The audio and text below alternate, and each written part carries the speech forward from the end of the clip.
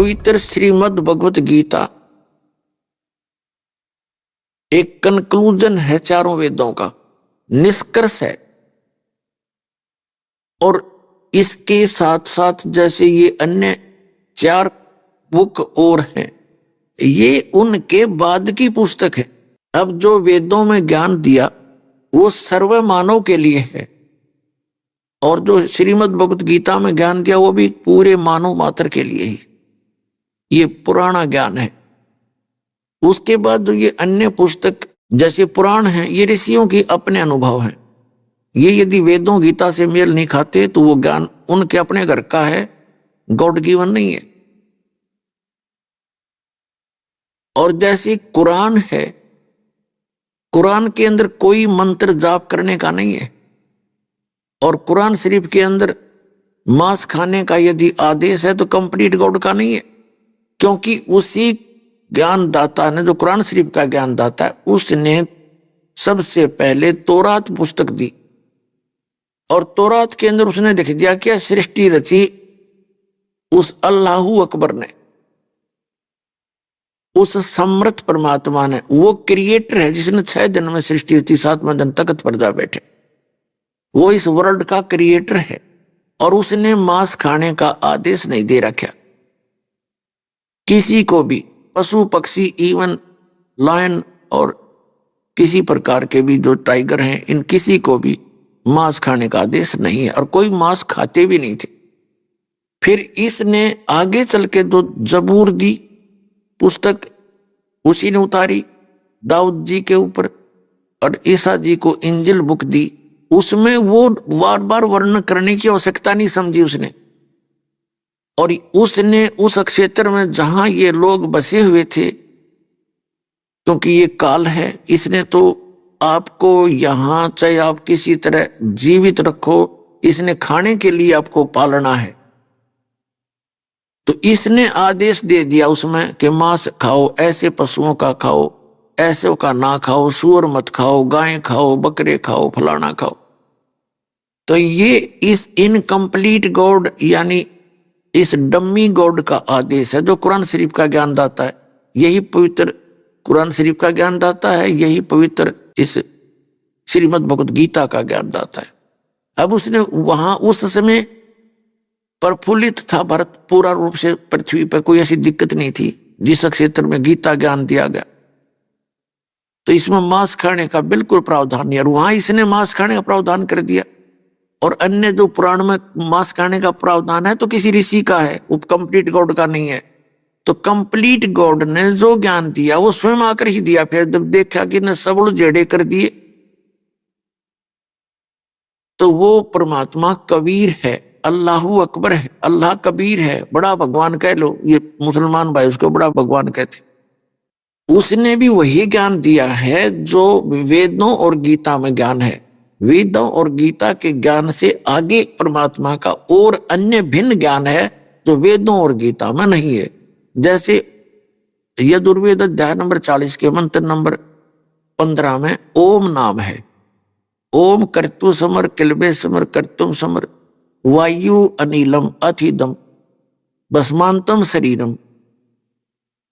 जब आपका शरीर शांत होएगा, भस्म होगा, समाप्त होगा, खत्म होगा, तब तक इस ओम नाम का जाप करते रहो। इससे जो मिलने वाला अमृतव है, परम गति है, आपकी हो जाएगी। अब फिर यजुर्वेद अध्याय नंबर 40 के मंत्र नंबर 17 में स्पष्ट किया है, वेद ज्ञानदाता कहता है वो परमात्मा तो प्रोक्ष है, वो पूर्ण परमात्मा तो, और मैं ब्रह्म हूं, अहम हम ब्रह्म, मैं उस दिव्य आकाश रूपी ब्रह्म लोक में रहता हूं, मैं ब्रह्म हूं, मेरा ओम नाम है। और उसके उस सच्चिदानंद घन ब्रह्म अर्थात पूर्ण परमात्मा के लिए यजुर्वेद अध्याय नंबर 40 के मंत्र नंबर 10 में इसने ऑप्शन छोड़ दिया है, जैसे गीता अध्याय नंबर 4 के श्लोक नंबर 34 में कहा कि उस परमात्मा के विषय में कोई संभवात यानी जन्म लेकर अवतार धारण करने वाला श्री राम और कृष्ण के रूप में मानता है, कोई असंभवात उसको अजन्मा कहता है।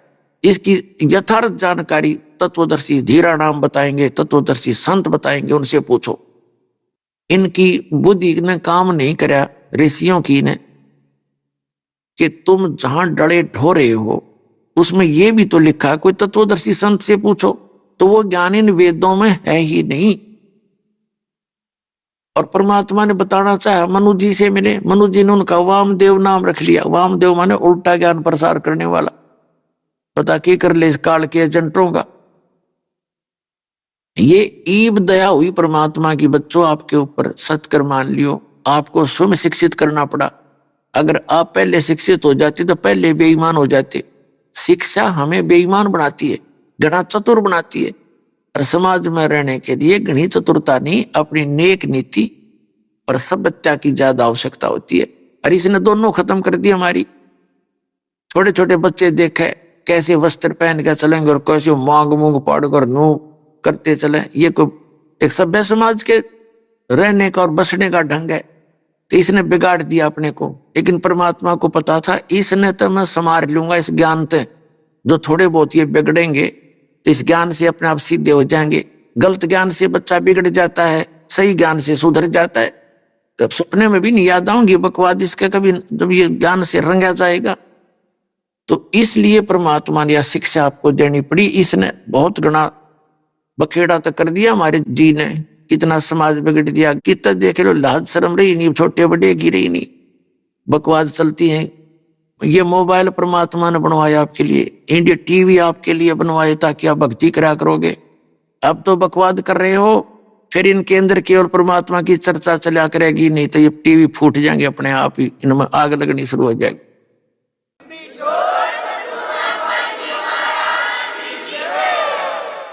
ये तो दिया इसलिए अनमोल रत्न आपको, ना आदमी बना के दिखावे कंप्यूटर ये इंटरनेट। ये तो गॉड गिवन माइंड है। और ये फूले पड़े साइंटिस्ट, यार गड्ढे थे साइंटिस्ट। 4 युग हो गए एक रेड में, एक रेडू ढंका नहीं बना सके। 6 खच्चर जोड़ के एक रेडू इस रत्न के सीटे अंडा करते थे। कहाँ थे इनके पास वो। अब दास का जन्म हुआ किसान परिवार के अंदर।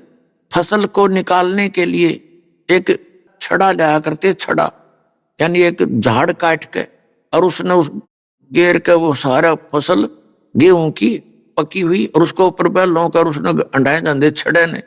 हर वो एक महीने में जाकर सूत में आता वो 100 मन गेहूं मुश्किल थे। अरे 100 मन गेहूं काट दिया, कट कट कट कट दिए घंटे के अंदर। तो ये गॉड गिवन आपके लिए दिया कि समय को आप भक्ति में लाइयो। जब ताशा खेलन पे लागे, राजनीति की बतलाओ है, टीवी पांच पड़े बैठे रहे, फिल्म देख के सारा परिवार, फिर राम नाम की चर्चा सुना करोगे। आपने ये सुहावे नहीं, ये बकवाद जो आजकल आपको बहुत अच्छी लग रही है, ये तो बालकों का खेल है। तो ये परमात्मा ने दिया ये ज्ञान आपको। वही मनुष्य पहले थे, वही मनुष्य आज है। इसलिए बनवाया कि आप मेरे को पहचान और पीछा छुड़वा लो। आपके साथ बहुत बूंदी बन रही है, बहुत बुरी बनी हुई है। या कोई जीवन है? सारा दिन एक पेट के लिए धक्के खांदा हंडा, 100 झूठ बोला है, फिर रिश्वत ले हुए, कर्म फोड़ा अपने, आगे गधा बन के फिर लटकांता को मार के। तो यह दुर्गति आपने दूर दिखाई देगी सामने, जब आपकी मोतिया में हट जाएगा या काल की भांग उतर जाएगी। और भांग उतरेगी सत्संग से। आज तक सत्संग नहीं मिला आपको, सत्कर मान लियो पुणात्मा हो, आपको सत्संग नहीं मिला। ये बकवाद बताने वाले मिले हैं जिनको खुद ज्ञान नहीं, और आंशिक ज्ञान कहीं थोड़ा सा सुना दिया, बोली आत्मा है परमात्मा की तरफ में भटक ही रहे हैं, तो वो उनके पीछे हो लिए।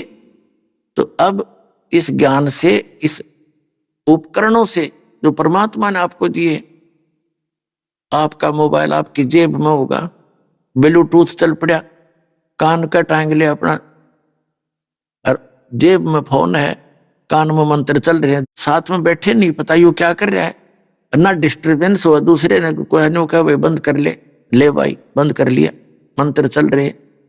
अब चाहे सफर में चालो, चाहे किधर खेत में जाओ, मजदूरी करो, दुकान पे बैठो, या कहीं भी अपना काम कर रहे हो, भक्ति करा करेंगे। कभी शब्द सुन रहे हैं, कभी परमात्मा की वाणी सुन रहे हैं, कभी सत्संग सुन रहे हैं, कभी सुबह दोपहर शाम की 3 समय की अपनी स्तुति कर रहे हैं। फिर मंत्र याद आ गया, भाई प्रथम मंत्र कर ले, भाई दूसरा भी कर ले। इतना बिजी शेड्यूल हो जाएगा, अपने बकवाद करने की फुर्सत नहीं मिलेगी, और बेड़ा पार हो जाएगा, सतलोक चले जाएंगे।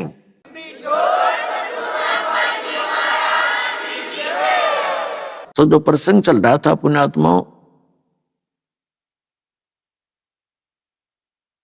कि गुरु गोविंद दोनों खड़े किसके लागू पाए, बलिहारी गुरु अपना जिन गोविंद दियो मिलाए।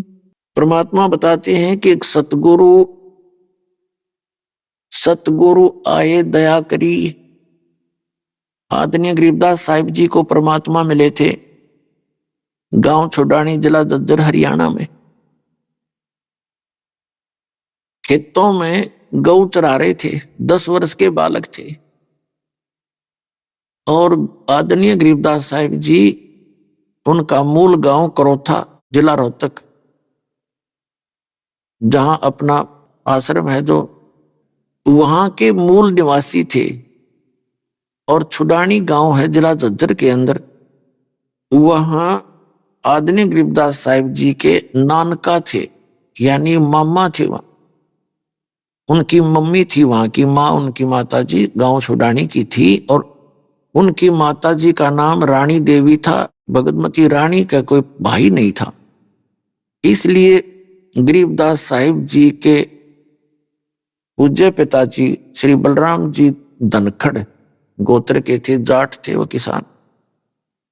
छुडानी के अंदर वो घर जमाई रूप में रहा करते थे। तो वहां 12 वर्ष हो गए थे रहतों को, 12 वर्ष वहां रहते को हो गए थे। पहले लाज शर्म घनी हुआ करती थी, तो 12 वर्ष में जाकर के संतान प्राप्ति हुई आदरणीय गरीबदास साहिब जी। और गरीबदास जी के नाना जी के 1400 एकड़ लगभग जमीन थी, 1400 एकड़ यानी 2500 बीघा, बड़ा बीघा होता था वो, जो वर्तमान के 2.25 बीघों का, 2.5-3 बीघों का 1 बीघा होता था। तो इतनी जमीन थी, वर्षा हो जाती कुछ बोई जाती, बाकी वैसे खाली रखा करते। पशुपालन ज्यादा करते थे। तो गरीबदास जी भी, क्योंकि पहले तो सब स्कूल सकाल में जाते नहीं थे, विद्यालय में, छोटे बच्चे ही अपने खेतों में काम लग जाते थे। मजदूर का मजदूरी करता, दुकानदार का दुकान पर बैठने लग जाता, किसान का अपने पशुओं के साथ खेतों में ले जाया करते। तो वो परमात्मा कहते हैं गोता मारू स्वर्ग में, वो अल्लाह अकबर, वो पूर्ण परमात्मा, कंप्लीट गॉड, परम अक्षर ब्रह्म, गोता मारू स्वर्ग में जा बैठूं पाताल। और गरीबदास जी को जो परमात्मा का ज्ञान हुआ, कहते हैं गरीबदास ढूंढता फिर वो अपने हीरे मोती लाल। आप वो हीरे मोती लाल हो, परमात्मा कैसे खोज कर लाए आपको? किसी के पास अपने दूसरे बच्चों के द्वारा पुस्तक बंटवाई है, कहीं पर सीडी भिजवाई है, कहीं पर वैसे कोई टीवी के माध्यम से ज्ञान भिजवाया है। तो आप उसके लाल हो। ये गुत्ते मर मर के आपको निकाल निकाल कर ला रहा है संसार रूपी इस सागर से। तो वो परमात्मा अपने उसी उद्देश्य से गोता मारू स्वर्ग में अर्जा पैठू पाताल। गरीबदास जी के उनकी वर्णन करे भगवान की महिमा की। कबीर साहब यूं कहते हैं कि गरीबदास ढूंढता फिर वो अपने हीरे मोती लाल। तो वहां पहुंच गए छुडानी में। ये मार्च, अभी फागुन आएगा ना, फागुन उतरते की द्वादशी, यानी फाल्गुन सुदी द्वादशी को दिन में 10 बजे सी, पहले तो और ज्यादा गर्म दिन हो जाते थे दिन के, वहां बालू रेत ज्यादा होता था, तो गर्मी सी हो जाती है। बच्चे सभी पाली, बड़े छोटे जितने 10-15 पाली थे, वो एक जंडी का पेड़ होता था उधर, पीपल पेपड़ नहीं होते थे।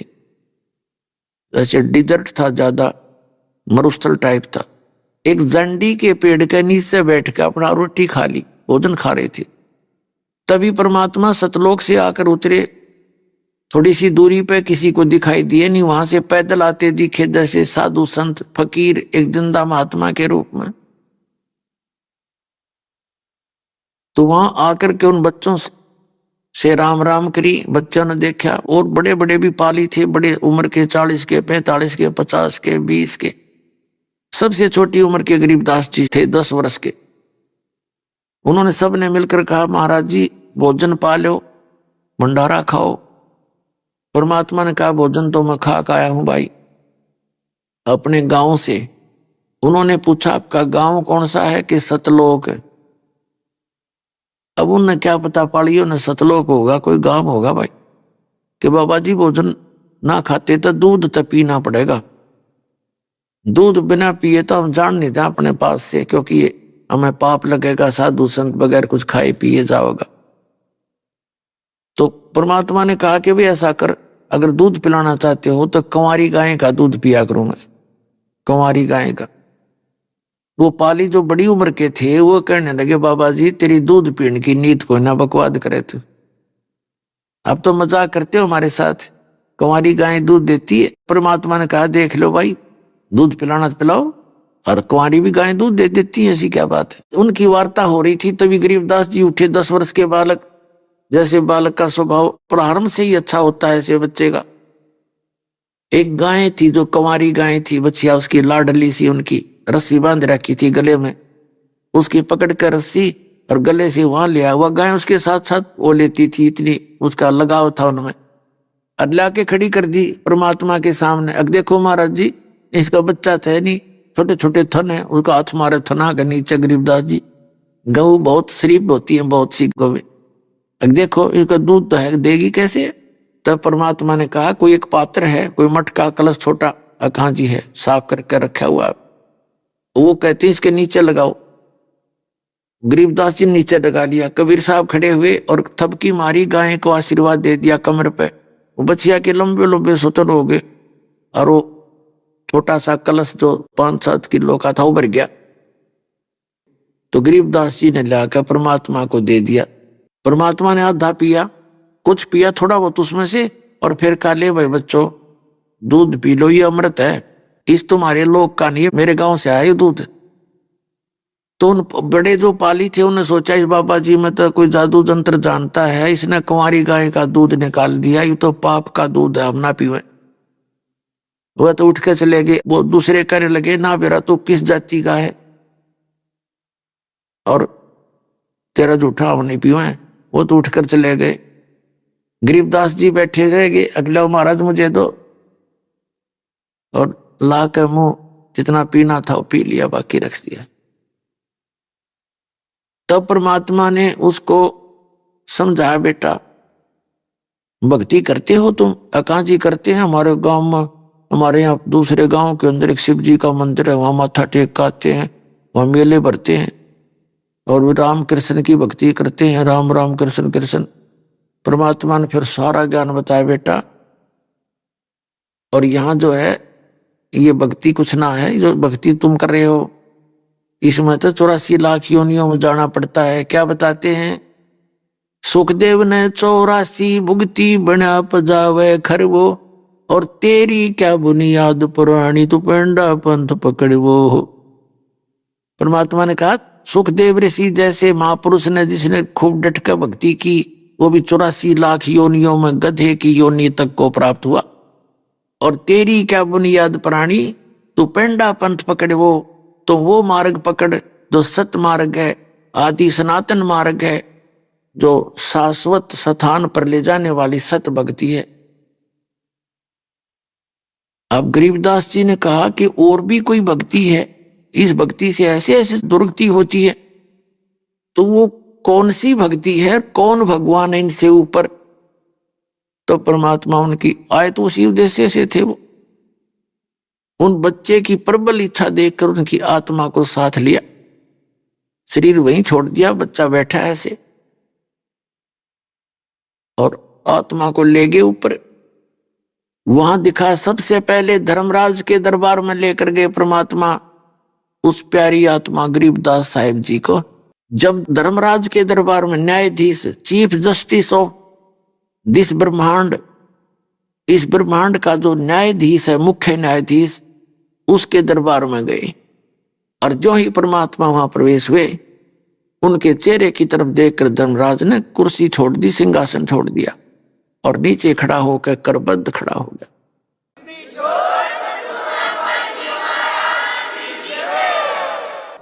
पुण्यात्मा, ये धर्मराज ना ब्रह्मा जी के लिए आसन छोड़ा है, ना विष्णु जी के, ना शिव जी के, क्योंकि इनका भी ये अकाउंट रखता है।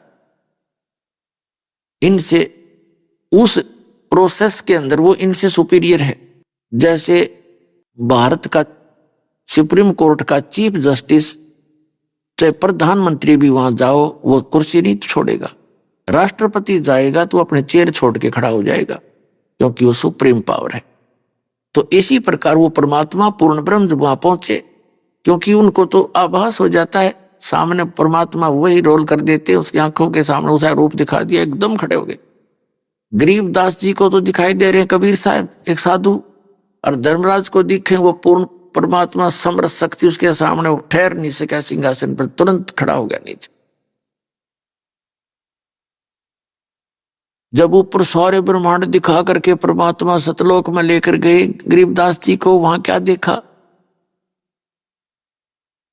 नीचे से जो बाबा जी गए थे जिस रूप में जिंदा वाले महात्मा में, वो उनके साथ गए, साथ में गरीबदास जी गए। और वहां जाकर के क्या देखा कि बहुत बड़े गुम्बज के अंदर एक बहुत सुंदर सिंहासन सफेद कलर का है, और उसके ऊपर परमात्मा विराजमान है, मनुष्य दृश्य है। और जैसा वो रूप यहां से गए थे उसी रूप में बैठे हैं। परमात्मा का जो फेस था वो जिंदा वाले रूप जैसा ही था, लेकिन जिंदा महात्मा का जो स्वरूप था वो सरल रूप था,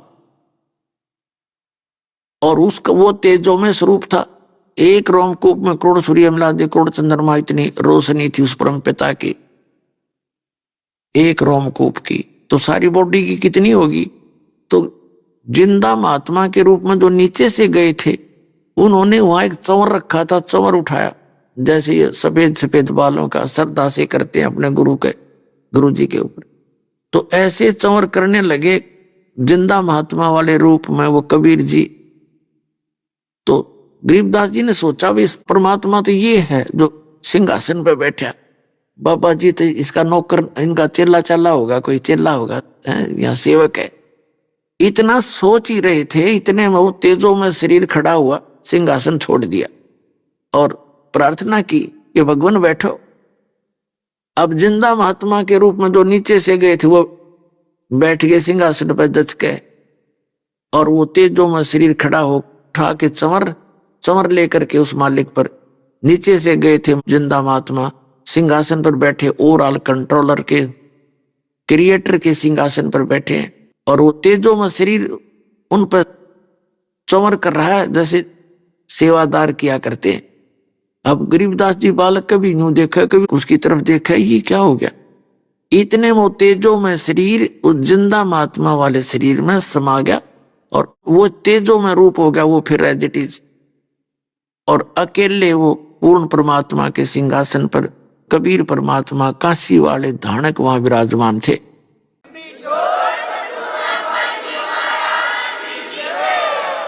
और चंवर उनके सिर पर अपने आप ऑटोमेटिक घूम रहा है। तब परमात्मा ने कहा कि बेटा गरीबदास, वो गंदा लोक है, वो काल का लोक है, और उस लोक में आप देख रहे हो बेटा कोई जीव सुखी नहीं। और यहां देखो तेरे बहन भाइयों से मिल ले, घूम फिर के जा, यहाँ कोई बुढ़ापा नहीं, कोई रोग नहीं, किसी चीज का अभाव नहीं।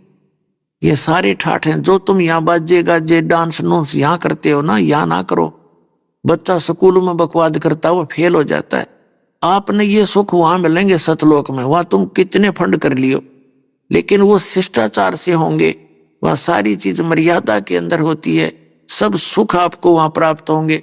बिना किए निष्कर्म में मोक्ष होगा आपका, बिना करे वहां आपको भोजन मिलेगा। सदाबहार वृक्ष हैं, बड़े बड़ाए भंडार भगवान के, पके पकाए पकवान रहते हैं, वो खराब नहीं होता मटेरियल वहां का कभी भी।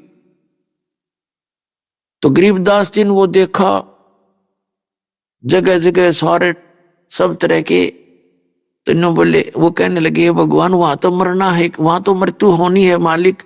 आज मैं 10 वर्ष का हूं, 40-60 वर्ष पाछे फिर मृत्यु होगी, वहां तो अपनी कोई वस्तु है ही नहीं, मुझे यहीं रख लो दाता, नीचे ना भेजो। बालक था, रोने लग गया। तब परमात्मा बोले बेटा ऐसे नहीं बनेगी बात। जब तुम यहां से गए थे भक्ति थी आपके अंदर, लेकिन अब आपका वो भक्ति धन गति खत्म हो गया, और मैं ऐसा मंत्र दूंगा आपको, उस मंत्र का जाप करना, आप थोड़े ही मंत्र भी डेली कर लोगे तो भी आपको बहुत ज्यादा भक्ति धन संग्रहित हो जाएगा तेरा। और बेटा नीचे जा और सबको बता। आपने आंखों देख लिया, सभी को काल भगवान ने ये नकली संत पंथ बना के और ये धर्मों में बांट के सबको सीमित बुद्धि का कर दिया। और बेटा तू जा और ज्ञान दे, सबको समझा। उन्होंने फिर बताया कि मैंने ही इब्राहिम सुल्तान अदम को ज्ञान दिया था, उसको नरक से निकाला था, वहां राजा बना बैठा था, काल ने सबकी अक्ल मार रखी है। थोड़े से चोचले दिखा देता, ये बेटा तेरी है, कार तेरी है, कोठी तेरी, हर एक मिनट में मृत्यु हो जा। नन्नों का दर्द पागल, ये तो मेरी थी और तू बन गदाई में। तो वो राज पाकर फुल्ला फिरा था, उसको छुटवाया बेटा। पता नहीं कितने कारण बनाए उस जीव को बचाने के लिए। और पुण्यात्मा आप तो माया मांगण आओ, और परमात्मा ने इब्राहिम सुल्तान अदम राजा का राज छुटवाना पड़ा उस नरक से निकालने के लिए। भक्ति तो भाई भक्ति के ढंग से होया करे, बकवादों से भक्ति नहीं होगी। फिर कहा कि नानक जी को मैं लाया वहां से निकाल कर बेई नदी से। नानक जी जो थे यही राजा जनक थे सतयुग के अंदर, यही राजा जनक थे द्वापर के अंदर। इन्होंने मेरी बात नहीं मानी, मैं इनसे मिलता रहा, लेकिन ये सुखी थे, इन्होंने अपने हिसाब से साधना करते रहे। अब फिर वो बन गया नानक जी। पहले तो वो राजा थे, राजा होते हुए उनके खूब नौकर थे, और स्वयं फिर नौकर लग गया सुल्तानपुर में एक नवाब के यहाँ पर। तो परमात्मा कहते हैं तुम्हारे साथ ये ऐसे धोखा करता है। हीरे थे, हीरे तो सोना हो गए, सोने तो फिर तो मोती, मोती से बन गए रांग। अरे यू धार लिया सांग, राजा बन बैठा, सारे कर्म बिगाड़ देता। तो फिर कहा कि मैं 120 वर्ष तक काशी में भी रहा और वहां मैंने ज्ञान प्रचार किया। रामानंद जी को मैंने गुरु बनाया, लेकिन वो मर्यादा बनाए रखने के लिए, और फिर उनको भी यहाँ लाया था। तब रामानंद जी की बुद्धि सेट हुई थी ना। तो ब्राह्मण कुल में पैदा हो करके उसने तो अपने कर्म फोड़ लिए थे, कति किसी की नहीं मानना था, विद्वान पाक रहा था। जब मैं उसको यहाँ ले जाकर वापस छोड़ा तब उसकी बुद्धि सेंटर में आई थी, बेटा और अब तू जा और सबको बता, और यहाँ ऐसे नहीं रह सकते।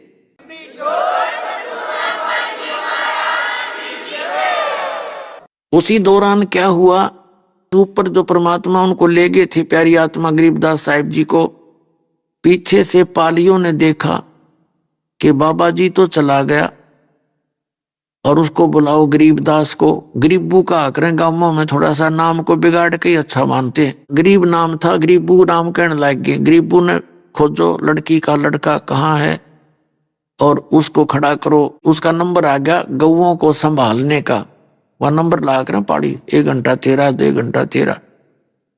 उसका नंबर आया कि 5-6 घंटों के बाद उसको कई बुलाने के लिए आवाज लगाई, रे गरीबू आजा तेरा नंबर आ गया, अपना गौओं को घेर, खड़ा हो जा इनके आगे, चरा इनको। अब बिल्कुल निकट जा लिया तो बिना बोले वो, क्योंकि वो तो आत्मा जारी ऊपर खोखा रखा था।